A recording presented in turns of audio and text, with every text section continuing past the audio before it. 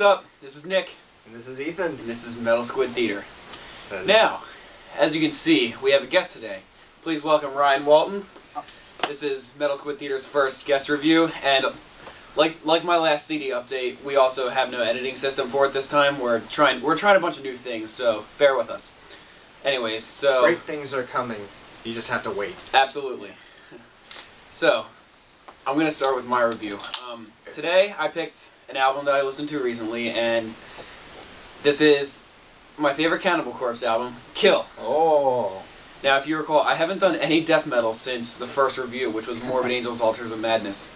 And I'm just gonna say, the first song I ever heard from it was Death Walking Terror, and you know, I thought it was pretty good. I wasn't a huge fan of Cannibal Corpse at this time. I honestly don't like the first singer. I like Corpse Grinder. His music's good, but I listened to this song and I'm like, yeah, it's pretty awesome. It's nothing huge I want to get into for a while, but obviously that's changed. So later I looked into it some more, and the next one I listened to was called Make Them Suffer, which, if you're a Cannibal Corpse fan, that's a popular one. You know, it's like the second track or something like that.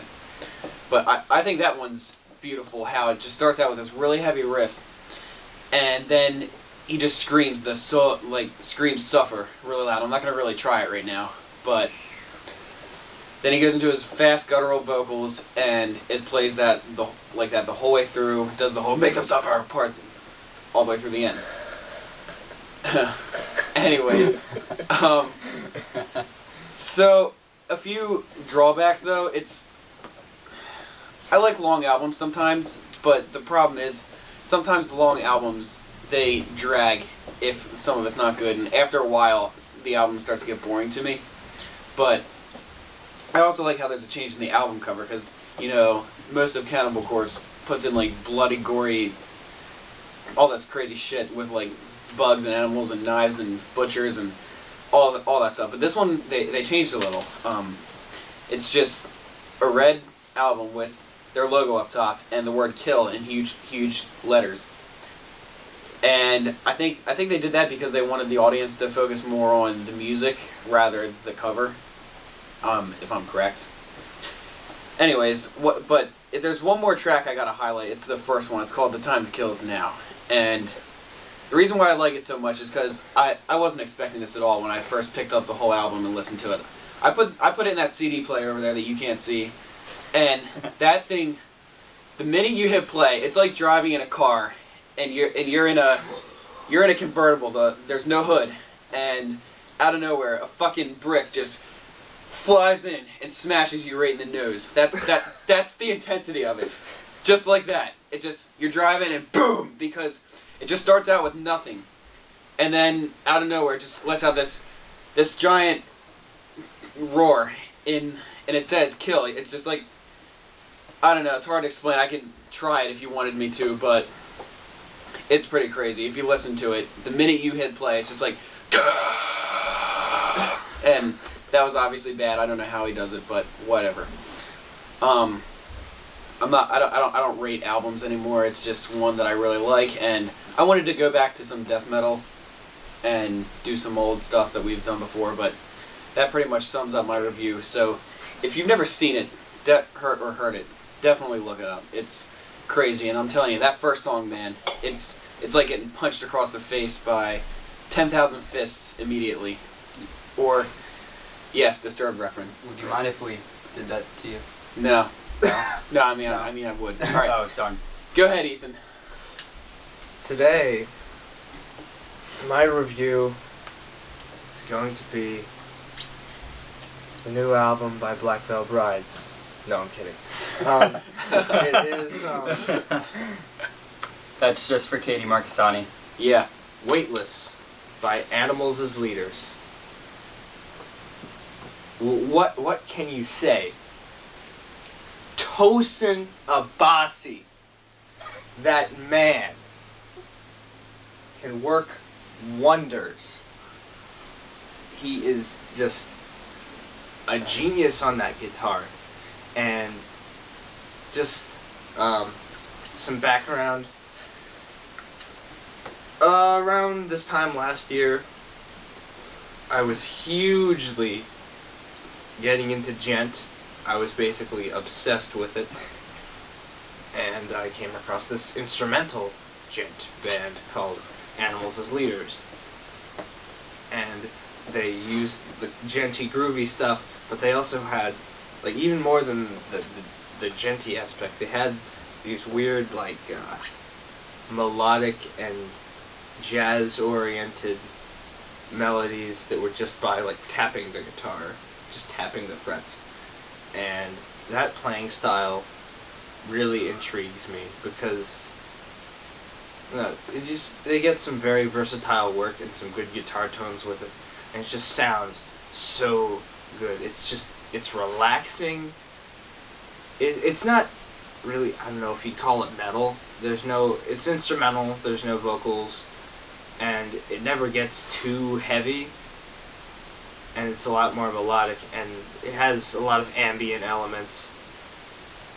But yeah, there's not really any metal elements to speak of on this album, and it's just a masterpiece. I mean, all the tracks on it are fantastic. An Infinite Regression, Somnarium, Odessa, Earth Departure, the title track. I could go on and on about how much I love this album. Like, just this band in general. Whenever I listen to them, I can't seem to stop. Just the guitar work, the writing, and everything is just so phenomenal. And I highly, highly recommend this album to anyone who enjoys progressive metal. Ryan? Hey, yeah. Ryan, guest, whatever. I'm honored. Thank you. Quite welcome. Quite. So, I'm gonna do a review on probably my favorite band of all time. So, Underoath, here's to you. Sadly, they're breaking up on their last tour. And the album is They're Only Chasing Safety, which was an album made in 2004. Aaron Gillespie's still in the band. What? I can hear my stepdad. Spencer.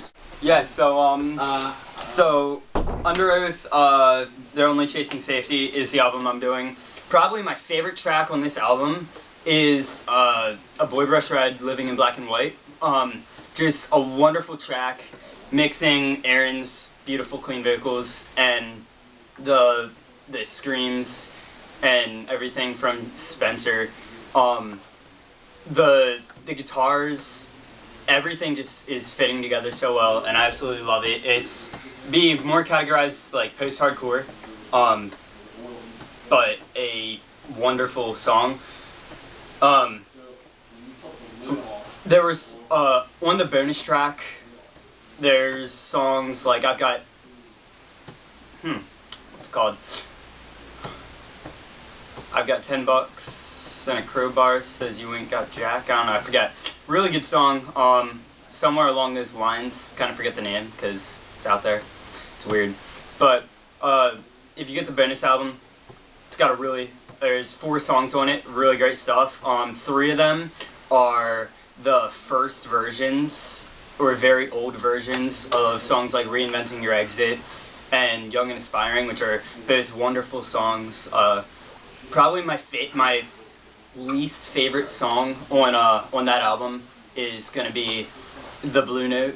It's just an instrumental, really chill piece, but I don't know. I wasn't too inspired or anything by that. And then at the end of the album, they tune stuff down, and a really, really nice ending with Some Will Seek Forgiveness, Others Escape. So that's also another great song. So a lot of their really great work is on this album, and I would recommend this album to absolutely anyone out there. I'm not sure what else is supposed to say, but that's that. And here's to Underoath because they're breaking up. Nick can't join us at the moment, so hope you enjoyed the review. Subscribe if you want to see videos similar, I guess. I'm not going to tell you to subscribe. You don't have to subscribe if you don't want to. Goodbye. But see ya.